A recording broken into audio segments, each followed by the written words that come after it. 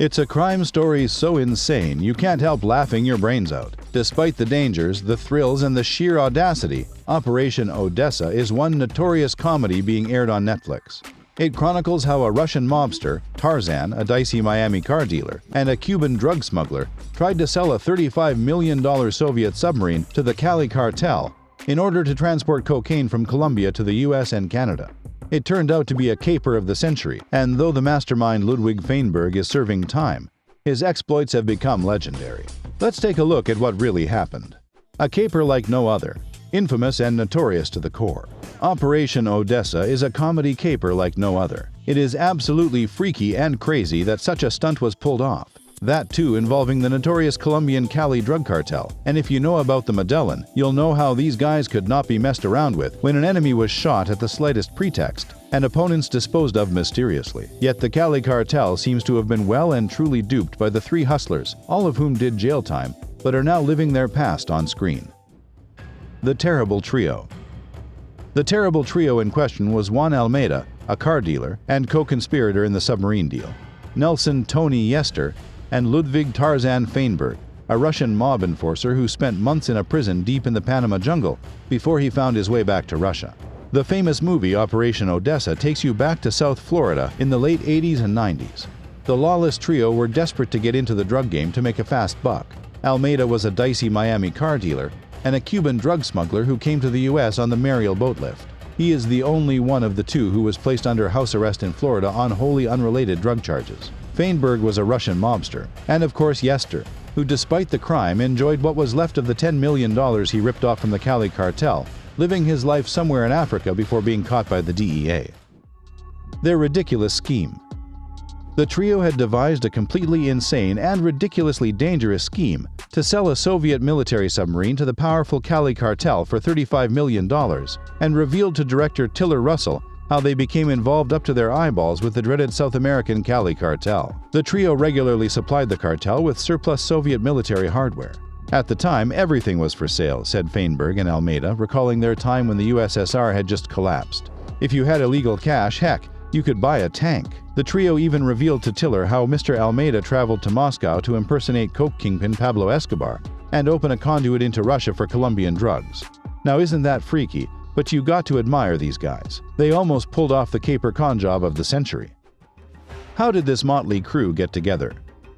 The criminal trio was led by the Russian Ludwig Feinberg, whom everyone referred to as Tarzan. Feinberg was a local mobster back home in Russia and immigrated to Brighton Beach in Brooklyn, where he became an enforcer for New York's Mafia Gambino crime family. He soon moved to Miami, where he owned a strip club named Porky's based on the 1981 adult comedy movie of the same name. Somehow, Tarzan came across exotic car dealer and Miami playboy Juan Almeida. They were introduced to each other by none other than Vanilla Ice at the celebrity hotspot of Fort Apache Marina. Tarzan took an immediate liking to Almeida because of their common love for women, booze, and cocaine. Almeida claimed to director Tiller that cocaine was cool. Soon, Cuban-born Nelson Tony Yester, who was a high-up member in Pablo Escobar's Medellin cartel, joined the gang. Tony was notorious in his own right. He was once caught with 41 passports while trafficking cocaine on a plane, and was featured on a 1999 episode of America's Most Wanted, and to this day he is an international fugitive. Tiller revealed how Tony made $1 million in his first year of selling cocaine. The Cali cartel. At the time, the dreaded Cali cartel was based in southern Colombia, around the city of Cali and the Val del Coca department. It was started by the brothers Gilberto Rodriguez Orihuela and Miguel Rodriguez Orihuela, and Jose Santa Cruz Londoño.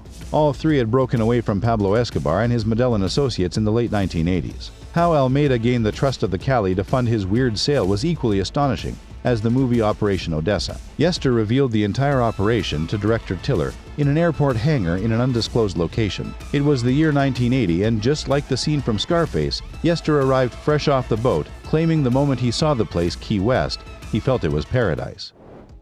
How Operation Odessa came to be. While the leader of the group was Tarzan, the brains were Tony Yesters. Tony seemed to enjoy high-up connections and was very well connected worldwide. Tarzan also claimed he was deadly and extremely dangerous. 10 years earlier, when director Tiller met the Russian mobster in a prison in Panama, he knew he wanted to make a movie of Miami's craziest true crime caper of the 90s. Tiller was also tipped off by a DEA agent that Feinberg was incarcerated in the Panama prison, convicted of being part of the con sale of the $35 million Soviet submarine to the Cali cartel so that they could use it to smuggle drugs to the U.S. undetected. Feinberg also had a BlackBerry inside prison. Tiller had to even tip prison guards almost $1,000 to get in and get out safely. The interview with Feinberg turned out to be a wealth of information for the director. The meeting with Feinberg resulted in the movie Operation Odessa. Tilburg used the title, which was also the name of the government's task force mission to catch Russian gangsters who collaborated with Latin American drug lords. The DEA and FBI had reportedly compiled 15,000 hours of wiretaps on the criminals. The rise of Ludwig Feinberg, aka Tarzan. Feinberg, called Tarzan, was from Ukraine and aspired to become a dentist. He was also briefly an Israeli military member before ending up as an enforcer specializing in arson for the Gambino crime family. In Brooklyn, he even ran a furniture store before joining the owner of the building, Bill Seidel, a car dealership magnate who gave Feinberg the opportunity to own Porky's, which would become Miami's most notorious, roughest strip club. Porky's soon became a blue-collar attraction that found customers from the Russian mob to Vanilla Ice. Tarzan carried 2 guns on his person at all times. He became so notorious that in Operation Odessa, it alleges that if you wanted someone to disappear, if you wanted prostitutes or dope, you went to Tarzan. Tarzan's wealth. Tarzan revealed to Almeida he became so wealthy he could easily wake up in the morning and buy a new Ferrari or a house in Ventura Country Club. He could afford to eat any way he wanted, from the costliest items to even flying to Cancun for lunch. Everything went to the next level the moment Tarzan met Almeida, who then linked up with Tony Yester, a close contact with the Colombians and longtime associate of Pablo Escobar's. Yester, who wore sunglasses at all times, was visibly aware of what he had done and the consequences that might come one day. Still, he couldn't help but bask in his good fortune. In the film Operation Odessa, he says, "I have to tell you, all my enemies are dead and I'm happy." Yester says in the film, "I'm going to see them in hell when I arrive there." How they got the cartel to trust them. To gain the trust and business of the Cali cartel, the trio successfully purchased 2 large Russian military Kamov helicopters from the Soviets for $650 million each. They then sold these to the Colombian cartel kingpins so they could traffic massive amounts of drugs. Almeida even hit upon a bizarre plan to escape with the choppers. He posed as Pablo Escobar to impress the Russian mob. The sale of the choppers impressed the cartel in Colombia to no end, and the trio gained legendary status. They were then entrusted to procure a submarine for their Colombian masters. Shopping in the Russian free-for-all weapons market. Feinberg revealed how he had a friend Misha living in St. Petersburg at the time. Recalling the conversation, he said, "I know it's going to be a strange question. Is this possible, to buy a military submarine, a used one?" And he said, "What a question. Let me check." Misha took 2 days and soon got back to Feinberg asking him whether he wanted the submarine fitted with or without missiles. That was just insane. The group had actually managed to get the submarine even as the DEA followed their every move. The entire trio finally went to Moscow to buy the submarine for the Colombians. Almeida recalled how he felt after arriving in Moscow. It was as if everything was for sale. Oh my God, everything is for sale? I mean everything? It was a complete free-for-all.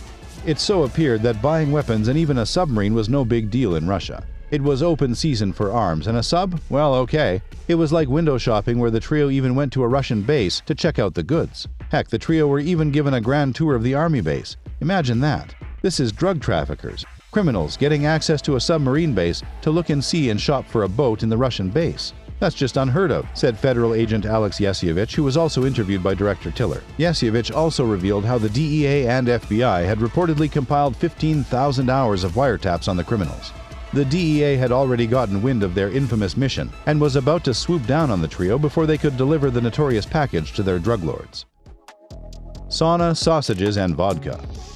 The movie, which closely resembles the real turn of events, portrays the infamous deal where the trio also end up in a naked sauna while negotiating the $35 million military submarine deal in Russia. It included several bottles of vodka and sausages with Russian military officials and Miami Vice-like sequences, such as cigarette boat races with the Scorpions soundtrack Winds of Change blasting in the background. The story is more insane than Scarface. What happened to the trio? Operation Odessa was released in 2018 and became an instant hit. Today, the trio live separate lives. Tarzan, aka Feinberg, broke out of the Panama prison and was repatriated to Russia. He is barred from returning to the USA. Almeida remained in Miami, but was still having to deal with narcotics charges pressed against him. Tony Yester made off with $10 million and escaped to South Africa, but when he returned to the US, the law caught up with him. In 2020, Tony Yester was sentenced by U.S. District Judge Carlos Mendoza to 5 years in federal prison for conspiracy to distribute a large amount of high-grade marijuana in the Middle District of Florida. Yester pleaded guilty on August 11, 2020. True crime is loved by all, which is why Operation Odessa became an instant hit on Netflix. The preposterous crime documentary shows how a misfit trio of criminals were able to con the Soviet government, the Cali cartel, and the DEA. Though they may not have been entirely successful, you have to hand it to them and their ambitious scheme that almost went through. Now, before you go off hunting on Netflix to watch Operation Odessa, be sure to subscribe to this channel for more interesting videos like this one.